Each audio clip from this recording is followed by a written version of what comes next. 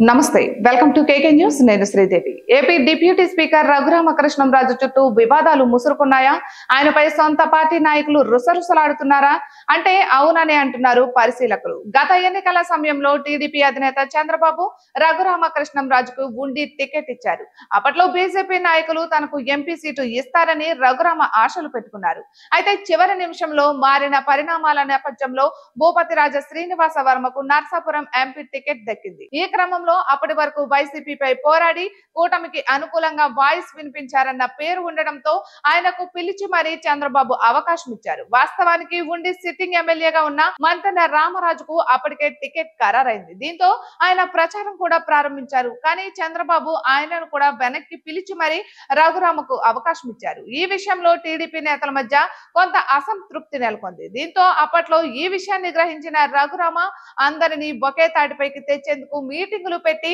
పార్టీలు ఇచ్చి వారిని బుజ్జగించారు సరే అప్పటికి ఆ సమస్య పరిష్కారమైంది అయితే రఘురామ డిప్యూటీ స్పీకర్ పదవిని చేపట్టిన తర్వాత పరిస్థితులు మారిపోయాయన్నది ప్రస్తుతం వినిపిస్తున్న టాక్ తన నియోజకవర్గంలో టీడీపీలోని నాయకులను 2 విభాగాలుగా విభజించి ఆయన ప్రోత్సహిస్తున్నారని పెద్ద ఎత్తున ఆరోపణలు వస్తున్నాయి అయితే దీనిలో నిజం ఎంతో బయటకు రాలేదు కానీ జరుగుతున్న పరిణామాలను గమనిస్తే అధికారిక కార్యక్రమాలు మాజీ ఎమ్మెల్యే హోదా ప్రస్తుతం నామినేటెడ్ పదవిలో కూడా ఉన్న మంతెన రామరాజుకు ఎలాంటి ఆహ్వానాలు అందడం లేదని ఆయన వర్గం ఆరోపిస్తోంది పైగా అంతర్గతంగా కూడా రాజుకు వ్యతిరేకంగా రఘురామకృష్ణంరాజు వర్గంగా చెప్పుకునే కొందరు చక్రం తిప్పుతున్నారని అంటున్నారు దీంతో తమకు ఎలాంటి ప్రాధాన్యం లేకుండా పోయిందని చెబుతున్నారు ఇక దీంతో కొన్నాళ్లుగా ఉండిలో రాజకీయాలు వేడెక్కడం ప్రారంభించాయి మరి ఏం జరుగుతోందో చూడాలి ఇటువంటి మరెన్నో వీడియోస్ కోసం చూస్తూనే ఉండండి కేకే న్యూస్ తెలుగు ఛానల్ ని